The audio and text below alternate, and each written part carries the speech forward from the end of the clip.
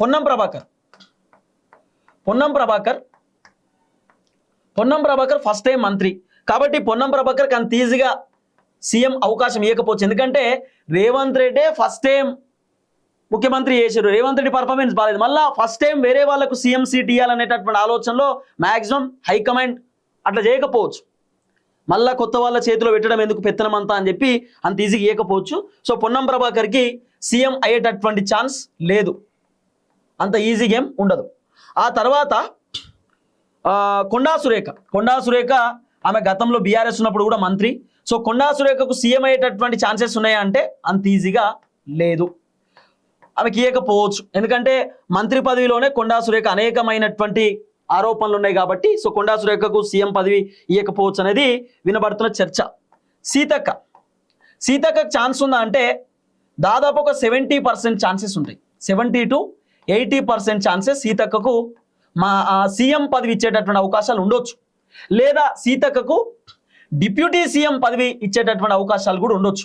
ఒకవేళ రేవంత్ రెడ్డిని కనుక మారుస్తే, రేవంత్ రెడ్డి పర్ఫార్మెన్స్ బాగాలేకపోతే రేవంత్ రెడ్డిని కనుక అధిష్టానం దించేస్తే కర్ణాటకలో సిద్ధరామయ్యని దించినట్టు సో డిప్యూటీ సీఎం పదవి సీతక్కకు వచ్చేటటువంటి అవకాశాలు మాత్రం ఉండొచ్చు. సీఎం పదవి అంత ఈజీగా ఇవ్వకపోవచ్చు, కానీ సీఎం పదవిలో కూడా 70% ఛాన్స్ ఉంది. కానీ డిప్యూటీ సీఎం పోస్ట్ మాత్రం సీతక్కకు మ్యాక్సిమం వరించేటటువంటి అవకాశాలు ఉన్నాయి. తర్వాత సీతక్క తర్వాత తుమ్మల నాగేశ్వరరావుకి సీఎం పదవి లేదు, రాదు. ఎందుకంటే తుమ్మల నాగేశ్వరరావు వాళ్ళంతా బీఆర్ఎస్ నుండి వచ్చినటువంటి వ్యక్తులు. పొంగులేటి కూడా బీఆర్ఎస్ నుండి వచ్చింది, కానీ పొంగులేటి శ్రీనివాసరెడ్డి ఆయన ఒక రాజ్యాన్ని స్థాపించుకున్నాడు. ఆయనే తనకంటూ ఎమ్మెల్యేల సపోర్ట్ని, తనకంటూ మంత్రుల సపోర్ట్ని, తనకంటూ ఒక ఆరాని క్రియేట్ చేసింది. కాబట్టి పొంగులేటికి అవకాశం ఉంటుంది. తుమ్మల నాగేశ్వరరావుకు సీఎం అయ్యేటటువంటి ఛాన్స్ లేదు. తుమ్మలకు ఉంటే గదే మినిస్ట్రీ కంటిన్యూ అయ్యేటటువంటి అవకాశం ఉండొచ్చు. ఇక తుమ్మల నాగేశ్వరరావు తర్వాత జూపల్లి కృష్ణారావు. సో జూపల్లికి మరి సీఎం అయ్యేటటువంటి ఛాన్స్ ఉందా అంటే లేదు, జూపల్లి కూడా సీఎం అయ్యేటటువంటి ఛాన్సెస్ లేవు.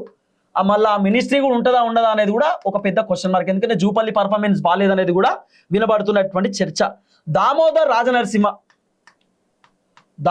రాజనరసింహకు కూడా సీఎం అయ్యేటటువంటి ఛాన్సెస్ లేదు, ఉండకపోవచ్చు. సో మినిస్ట్రీ మాత్రం దామోదర్ది ఉంటుంది, ఎందుకంటే ఆయన సీనియర్ లీడర్. దామోదర్ మినిస్టర్ అట్లనే ఉంటుంది, దామోదర్ మినిస్ట్రీ కన్ఫర్మ్. ఒకవేళ రేవంత్ రెడ్డిని మార్చినా, మంత్రులను మార్చినా దామోదర్ రాజనరసింహకు సంబంధించిన మంత్రి పదవి మాత్రం కంటిన్యూ అవుతుంది, దాంట్లో వేరే ఆప్షన్ ఏం లేదు.